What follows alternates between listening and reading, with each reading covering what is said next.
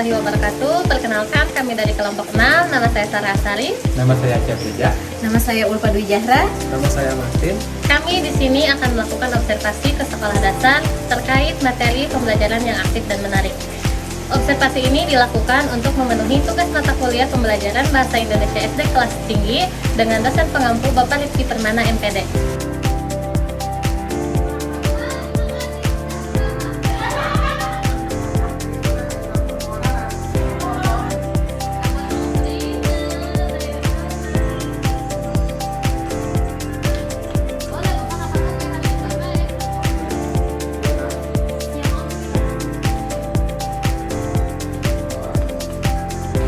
Assalamualaikum warahmatullahi wabarakatuh. Waalaikumsalam warahmatullahi wabarakatuh. Bapak, Ibu, guru semuanya, kami di sini memohon izin untuk memperkenalkan diri. Kami mahasiswa Universitas Setiabudi Rangkas Bitung Surabaya. Bertujuan kami datang ke sini yaitu untuk melaksanakan observasi terkait pelaksanaan mata pelajaran Bahasa Indonesia yang ada di SD Negeri 3 Mekarsari. Bapak bisa memperkenalkan diri dulu dan bisa lanjut untuk memperkenalkan profil lainnya.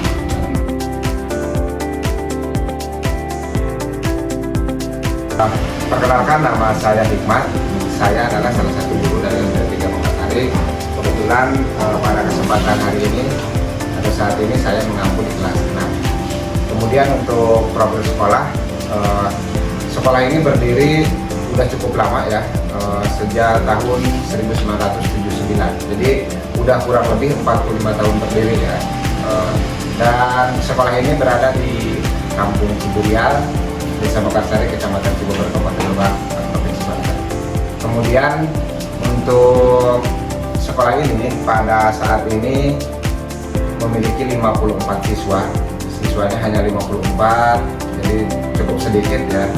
Artinya karena memang daerah penopangnya hanya Kampung Ciburial dan Kampung Babakan Ripar yang penduduknya cukup sedikit. Itu yang menyebabkan siswanya kurang begitu banyak. Kemudian mengenai data-data tenaga pendidiknya, alhamdulillah lengkap. Kalaupun memang tidak semuanya ASN, ada 3 orang honorer ya yang sengaja sekolah angkat di sini karena memang beliau sangat dibutuhkan. Dari ke-9 ada 9 ya, ada 9 PTK yang ada di sini, 1 kepala sekolah dan 8 guru kelas dan juga guru maba. Kemudian dari kesekian guru, ada juga yang sekarang statusnya masih mahasiswa ya, ada 2 orang yang statusnya mahasiswa, masih kuliah artinya belum S1. Kemudian tahun ini juga alhamdulillah pada saat ini akreditasi sekolah SD 3 Mekarsari akreditasinya B. Akreditasi terakhir pada tahun 2003 ya. Mungkin untuk sekilas profil dari SD 3 Mekarsari itu dulu, silakan untuk melanjutkan ke pertanyaan selanjutnya. Kelas terkait materi pembelajaran yang aktif dan menarik. Oke, baik, untuk melakukan observasi baik itu terhadap kelas ataupun lingkungan sekitar, silakan rekan mahasiswa cari tempat ataupun bisa menghubungi rekan-rekan guru ya yang hendak diobservasi. Pokoknya kami pihak sekolah mungkin memberikan keleluasaan kepada rekan mahasiswa untuk melanjutkan observasi pada hari ini.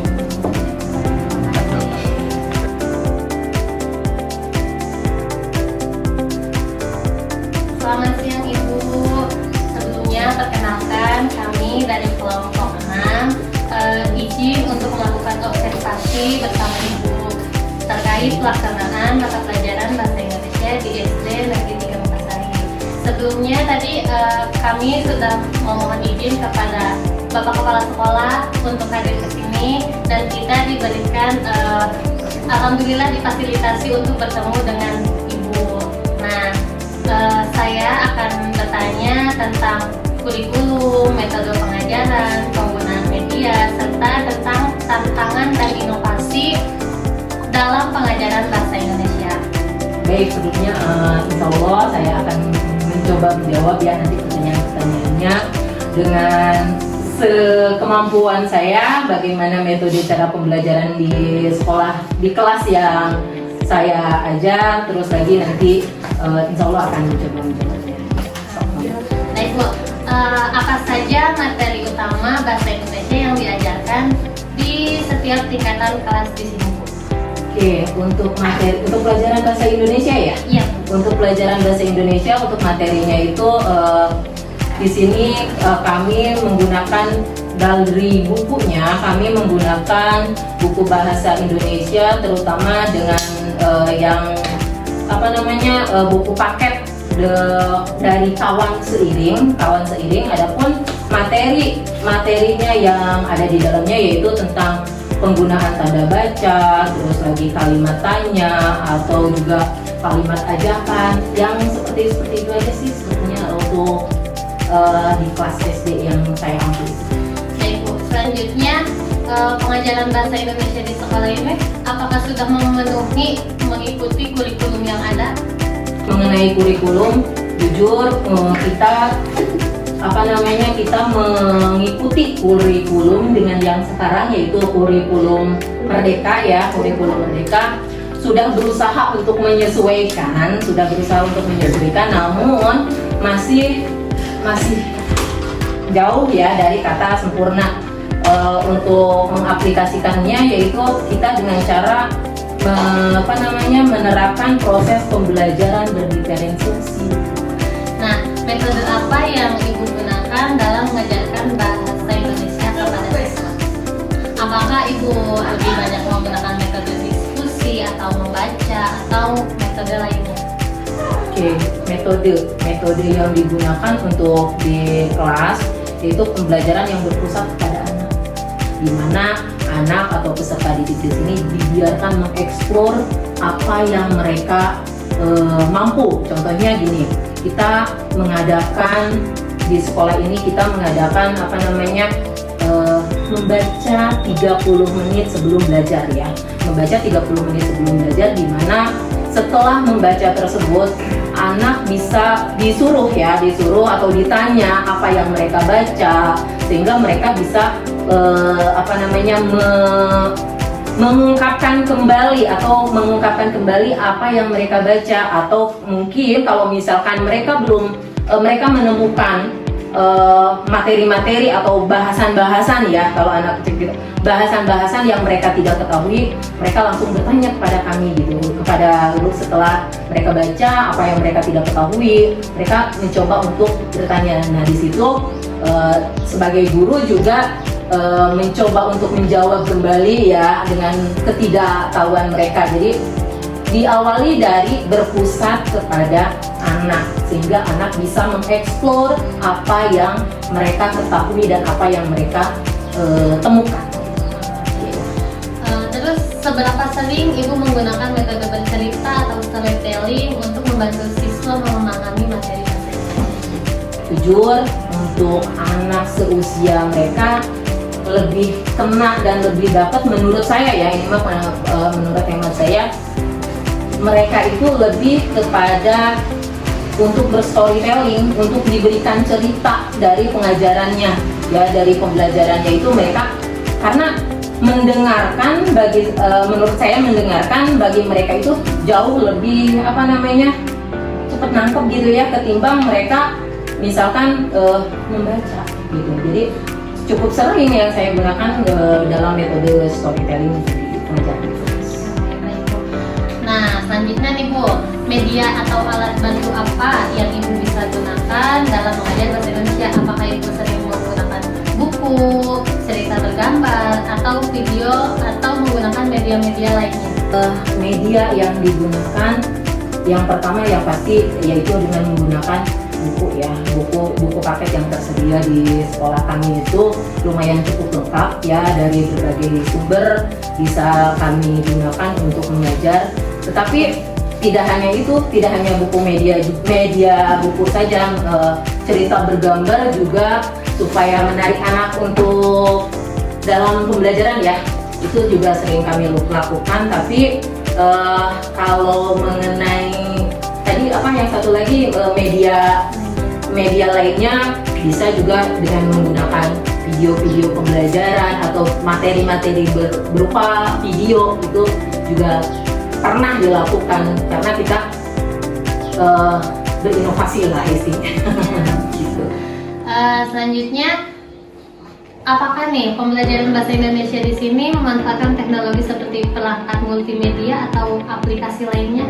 Paling kita ya gitu tadi menggunakan medianya, misalkan sesekali kita juga menggunakan infocode kan, jadi kita berusaha untuk menyesuaikan saja materi yang pas itu, bisa nggak materi ini tuh dipakai dengan menggunakan media gitu, seperti itu. Baik Bu, selanjutnya kita menggunakan nih terkait keterlibatan dan keterampilan siswanya. Bagaimana Ibu mendorong partisipasi siswa dalam pembelajaran bahasa Indonesia? Khususnya dalam pembelajaran bahasa Indonesia. Untuk partisipasi siswa, jadi lebih kepada mungkin seberapa aktif gitu ya, anak dalam belajar gitu ya. Oke, kalau untuk seberapa aktif, untuk kelas yang saya ampu itu anaknya sangat-sangat aktif ya. Apalagi kalau misalkan dengan cara yang awalnya itu dengan cara apa? Kita mencoba memberikan seperti pertanyaan-pertanyaan romantis seperti itu, sehingga merasa mereka itu wah pas masuk tuh ada pertanyaan, jadi merasa bersemangat gitu untuk belajar. Jadi awalnya mungkin dengan cara tadi diberikan pertanyaan-pertanyaan pemantik untuk supaya mereka itu merasa tertantang gitu, merasa wah saya bersemangat nih pagi ini udah dapat pertanyaan ini gitu, contohnya gitu ya. Selanjutnya nih Bu, apakah siswa di sini itu sering diberikan tugas kayak membuat karangan, puisi, tato dan lainnya seperti itu? Untuk tugas masalah karangan, puisi, sering sih tidak kita mengadakannya, cuma sesekali kali ya. Contohnya misalkan ketika anak habis melakukan aktivitas, ketika misalkan setelah libur gitu ya, itu kan masanya dimana anak kan banyak kegiatan di luar ya, jadi anak itu pas ketika di sekolah itu jadi ditanya, paling disuruh membuat cerita pengalaman mereka waktu libur. Anak tuh sangat asik loh ketika disuruh menceritakan pengalaman mereka itu setelah libur, karena mereka berpikir bahwa ini cerita saya ketika libur, jadi mereka tuh ingin teman-temannya tahu ataupun gurunya tahu kegiatan libur mereka tuh seperti apa gitu. Jadi mereka yang merasa senang ketika ditanya-tanya seperti itu, apalagi disuruh juga membuat cerita ya, walaupun ya cerita yang mereka gunakan atau gitu ya masih seperti itu ya, maklum lah anak SD gitu. Seperti itu. Baik Bu, terakhir nih, biasanya kan kalau setelah pembelajaran dari kelas pastinya ada evaluasi dan tantangan bagi guru. Boleh. Nah, bagaimana sih cara Ibu mengevaluasi pemahaman siswa? Sejauh mana Ibu untuk mengukur pemahaman siswa terkait materi yang Ibu sampaikan? Untuk mengenai mengevaluasi ya, memang mungkin di sekolah lain ya, kalau mengevaluasi itu dengan cara langsung diberikan soal gitu ya. Tapi kita pun melakukannya ya, cuman evaluasi di sini tidak secara tertulis. Yang sering saya lakukan yaitu evaluasinya dengan memberikan pertanyaan-pertanyaan ringan lah mengenai pembelajaran yang telah kita lalui gitu ya. Seberapa jauh mereka memahami materinya. Misalkan contohnya dalam bahasa Indonesia itu tentang ayo bermain. Berarti kan mereka itu harus berusaha dan mampu untuk bersosialisasi dengan temannya ya, dengan teman sebayanya. Jadi bagaimana pertanyaannya itu misalkan seperti ini, bagaimana kalian cara berteman dengan baik? Nah seperti itu, mereka tuh suka. Jadi sukanya mereka menjawab gitu secara spontan pertanyaan, jawaban lucu dari mereka tuh ada gitu. Nah, selanjutnya nih tantangan Bu. tantangan utama yang biasa dihadapi saat mengajarkan bahasa Indonesia? Tantangan. Ya, baik dari siswa ataupun dari mungkin fasilitas sekolahnya. Oke, untuk tantangan dalam menghadapi siswa ya, terutama kita kan belajar sekolahnya itu SD ya, sangat jauh, sangat berbeda dengan pembelajaran yang di sekolah-sekolah tingkat atas gitu ya, itu sangat berbeda. Jadi tadi sifat petakilan anak itu ya, yang sering dihadapi itu sifat petakilannya yang tiba-tiba, Bu izin ini nggak lagi gitu ya, jadi belum waktunya, Bu boleh ini gitu, Bu boleh keluar nggak, padahal belum waktunya gitu ya, izin tanpa belum waktunya. Itu sih jadi sebuah tantangan bagaimana supaya bisa mengkondusifkan kelas, itu ya, lebih kepada tantangannya mengkondusifkan kelas ketika belajar, ketika anak ada yang otomatis kan, kalau misalkan anak udah ada yang minta izin, anak yang lain ikut-ikutan buyar ya, ikut-ikutan konsentrasinya jadi ke anak yang izin tersebut. Jadi bagaimana caranya, tepat tantangannya ya, bagaimana caranya bisa mengkondisikan seperti itu. Baik, Bu. Jadi tantangannya itu berarti harus mengembalikan fokus anak terhadap materinya. Iya. Nah, biasanya apa yang Ibu lakukan? Ya, mencoba untuk misalkan ya mengalihkan dengan misalnya kayak gini, kalau saya ya, udah deh, jangan perhatiin yang lain gitu misalkan ya, fokus nih Ibu di depan nih gitu, misalnya gitu, udah biarkan teman yang lain yang izin keluar ya, biarkan saja dulu, karena mungkin mereka ada masanya lah, nanti juga nggak seperti itu gitu. Nah Ibu, ini kan terkait materi pembelajaran yang aktif dan menarik nih Bu. Biasanya siswa itu kalau belajar suka jenuh, bosan. Nah, gimana sih cara Ibu supaya anak-anak itu belajarnya jadi have fun gitu, seneng? Oke, nah berarti balik lagi kepada metode pembelajaran kita yang harus kita gunakan di kelas ya. Metode pembelajarannya, kalau misalkan anak sudah jenuh, kita kan sekarang di kurikulum Merdeka itu sering suka ice breaking ya. Dengan cara itu saja sih sebenarnya kita lakukan ice breaking, terus lagi bawa anak have fun dulu lah. Kita kan sebagai guru harus berinovasi ya, harus berinovasi ya. Tadi caranya yang saya lakukan, kalau kelihatan anak udah gini itu berarti anak udah mulai bosan ya. Yuk kita ice breaking dulu yuk, supaya nanti memulihkan kembali semangat anak untuk belajar gitu. Sudah masih ada? Ya, mungkin Ibu, kita mau minta pesannya dong buat kita nih, selain kita kan calon guru, kita mau minta motivasinya gitu. Kalau pesan untuk kalian, terutama ya sebagai calon guru, sama saya juga masih membutuhkan pesan dari orang lain ya. Tapi setidaknya jangan lupa dan jangan malas untuk berinovasi. Jangan malas berinovasi. Bagaimana cara menghadapi siswa, kan beda ya dari zaman sekarang dan dari zaman dulu. Saya belajar dengan guru-guru senior saya akan beda dengan masa yang sekarang. Jadi teruslah berinovasi demi kemajuan kalian. Sekali lagi terima kasih Ibu, semoga observasi ini bisa memberikan manfaat untuk pengembangan pembelajaran di masa depan, khususnya bagi kami sebagai calon guru ya. Doakan kami juga Ibu, mudah-mudahan dengan diadakannya observasi ini kita bisa mendapatkan ilmu yang lebih banyak lagi. Amin.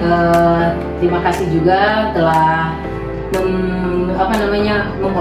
mengobservasi kami. Mudah-mudahan ini juga menjadi sebuah pembelajaran bagi saya ke depannya, untuk bisa jauh lebih baik lagi. Tetap semangat untuk kalian, yang mana kalian adalah menjadi akan menjadi penerus bagi kami ke depannya, dan tetap semangat. Terima kasih. Sama-sama.